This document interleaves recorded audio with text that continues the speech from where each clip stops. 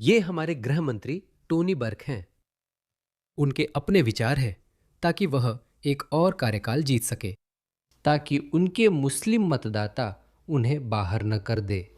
वह उनकी खुशामद कर रहा है और ऑस्ट्रेलिया का भविष्य बर्बाद कर रहा है। उसे सुनो, यह सब सिर्फ उन्हें खुश करने के लिए है। देखो वह क्या कह रहा है। आव्रजन का अर्थ है कि जब लोग ऑस्ट्रेलिया आते हैं वे उसका हिस्सा बनना चाहते हैं। मुझे ये आदमी बहुत नापसंद है। उसके चेहरे की घमंडी मुस्कान देखो, कितना दयनीय है। आव्रजन का अर्थ है लोग ऑस्ट्रेलिया में आकर उसका हिस्सा बनना चाहते हैं। लोग यही चाहते हैं। मैंने एसिमिलेशन शब्द कभी स्वीकार नहीं किया। मैं नहीं चाहता कि लोग अपनी पहचान खो दें। इंटीग्रेशन शब्द बहुत लंबे समय से बहुसांस्कृतिक संवाद का हिस्सा रहा है। और यही बात है, हम चाहते हैं कि लोग जैसे हैं वैसे ही रहें। मैंने कभी मेल्टिंग पॉट की उस सोच को नहीं अपनाया जिसमें पहचान खो जाती है। अगर आप मुस्लिम हैं तो आप एफजीएम में विश्वास करते हैं। अगर आप हलाल तरीके से जानवरों को मारने में, जानवरों की मानवीय हत्या में विश्वास करते हैं, अगर आप महिलाओं को द्वितीय श्रेणी का नागरिक मानते हैं, अगर आप काफिरों से नफरत करते हैं, तो यह आपके वैचारिक स्वरूप का हिस्सा है। अगर यही आपकी पहचान है तो कोई दिक्कत नहीं, बदलने की जरूरत नहीं, क्योंकि वह उस मेल्टिंग पॉट विचार से नफरत करता है जहां पहचान घुल जाती है और लोग ऑस्ट्रेलियाई बनते हैं। यही आत्मसात होना है। आत्मसात होने का मतलब यही होता है। वह इससे नफरत करता है। इसीलिए हमारे पास सिडनी आतंकवादी था। आपको पिछले दिसंबर का बॉन्डी बीच आतंकवादी याद है? वह उसके निर्वाचन क्षेत्र से था और कह रहा था, नहीं, आपको बदलने की जरूरत नहीं है, बस जैसे हो वैसे ही रहो। तो देखिए अभी क्या हुआ है। इसे देखिए, एक अस्पताल के बाहर इन्हें देखिए। मुस्लिम पुरुषों का एक बड़ा समूह है जो बस एक दूसरे पर टूट पड़ते हैं।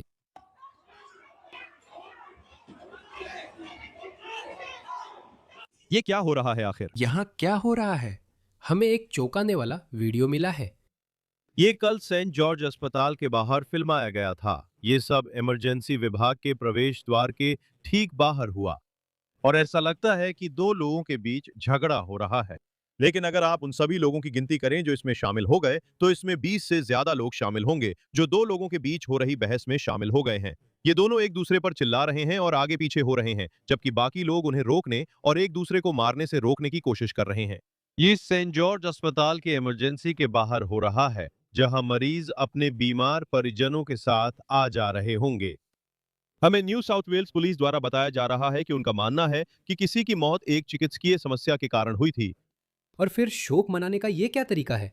कोई अभी अभी मरा है तो उन्होंने सोचा, ठीक है, चलो एक दूसरे पर ही टूट पड़ते हैं, चलो एक दूसरे पर मुक्के बरसाते हैं। वहां झड़प हुई, हालांकि मुक्के नहीं चले, लेकिन ये शामिल लोगों के लिए डरावना रहा होगा।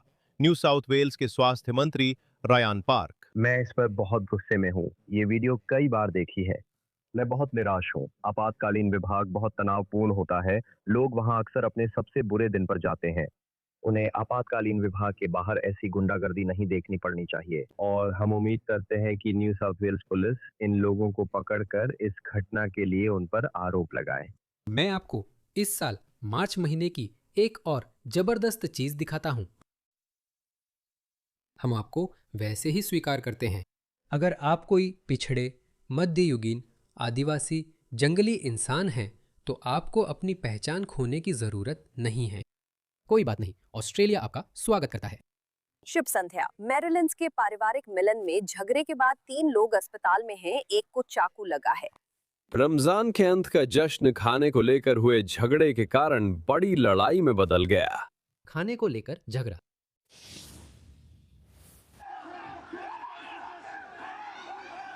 पारिवारिक मिलन से लेकर लगभग जानलेवा खाने की लड़ाई तक। कम से कम एक आदमी को चाकू मारा गया, 2 अन्य गंभीर रूप से घायल हुए। मेरा शावरमा कहाँ है? माफ करना, मेरी बहन ने खा लिया। बूम, उसे चाकू मार दो। मुझे लगता है मैंने करीब 20 लोगों को एक दूसरे से लड़ते देखा। Coli shawarma.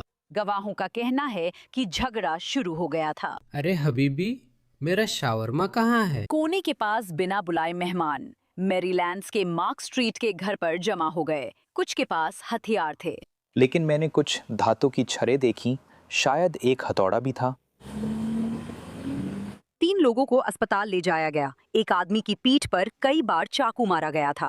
2 पीड़ित वेस्टमीड, 1 ब्लैक टाउन भेजा गया। मकान मालिक कैमरे पर बात करने में असमर्थ हैं। कौन यहाँ आया और कौन? मुझे अंग्रेजी आती है, कृपया। पुलिस ने सड़क बंद की है। फोरेंसिक टीम भी आई है। कोई अंग्रेजी नहीं। कृपया।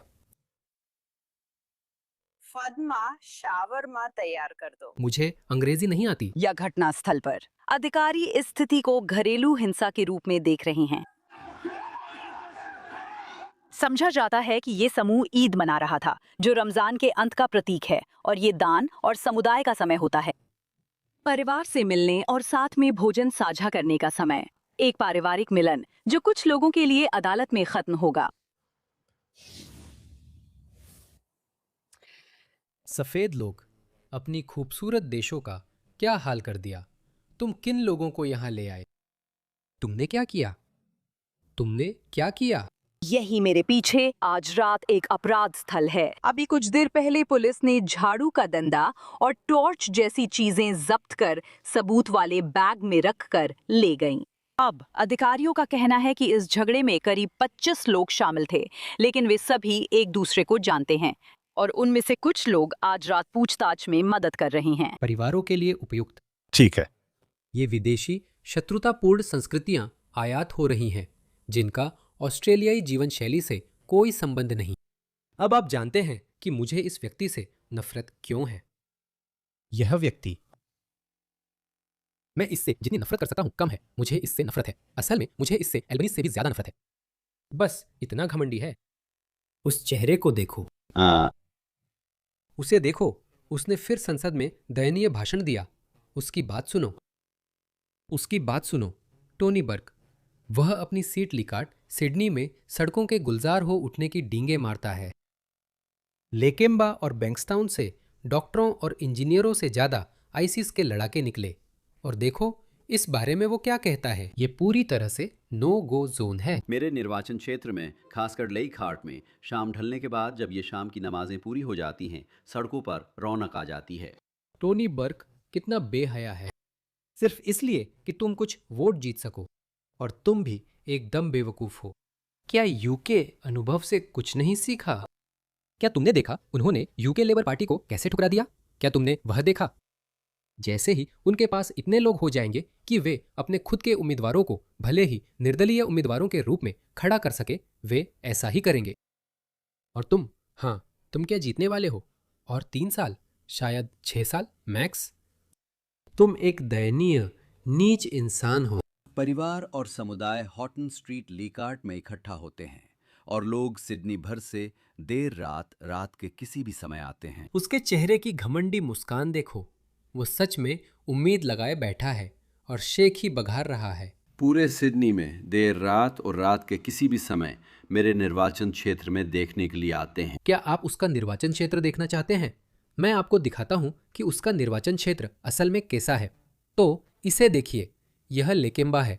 यही उसका निर्वाचन क्षेत्र है जिसके बारे में वह शेख ही बघार रहा है। इसे देखिए। मुझे डर है कि आप वहां शांति भंग कर सकते हैं, इसलिए कृपया वहां ना जाएं। मैं शांति भंग क्यों करूंगा? क्योंकि वहां का माहौल बहुत धार्मिक है। वहां लोग धार्मिक थे। आप सुनहरे बालों वाली महिला हैं। आपने कपड़े पूरे नहीं पहने हैं। आप पूरी तरह से ढकी नहीं हैं। तो आप जानते हैं, इससे टोनी बर्ग के इलाके के कुछ लोग उत्तेजित हो सकते हैं। तो लॉरेंस सदन, यही उनका नाम है। तो आप वहां नहीं जा सकते, समझे? तो क्या वहां शांति भंग करने वाला मैं होऊंगा या वहां के लोग होंगे? खैर, बस आपकी मौजूदगी। आप महिला, आपकी सांस लेना यही शांति भंग करेगा। आपकी मौजूदगी, देखिए इसे। करीब 10 साल पहले की बात है दोस्तों। मैंने बहुत शोर मचाया था, पर कुछ नहीं हुआ। यही होता है, आप उन्हें थोड़ा देते हैं, वे ज्यादा ले लेते हैं। इससे वे हो गए, आप जानते हैं, अपमानजनक हो गए। हाँ, आप वहां होंगे और यही उन्हें बुरा लगेगा। तो अगर आप वहां वैसे ही जाते हैं और वे कुछ करते हैं, तो हाँ, मैं इसकी जिम्मेदारी नहीं लेना चाहता। ये ऑस्ट्रेलिया है। आपको ऑस्ट्रेलियाई कानून लागू करना चाहिए। आपको ऑस्ट्रेलियाई मूल्यों का पक्ष लेना चाहिए। आप देख सकते हैं कि इन लोगों ने ऑस्ट्रेलिया को बेच दिया और वह अल्पसंख्यक मुसलमान केवल 2% है। मुझे लगता है कि अगली जनगणना में यह संख्या बढ़ जाएगी, जो शायद अगले महीने या इसी महीने के अंत में होने वाली है। होने वाला क्या है जानने के लिए यूके को देखिए। मैं गद्दार शब्द नहीं कहता, ये लोग गद्दार भी नहीं हैं, क्योंकि गद्दारों के पीछे कोई विचारधारा हो सकती है। ये लोग विचारधारा वाले नहीं हैं।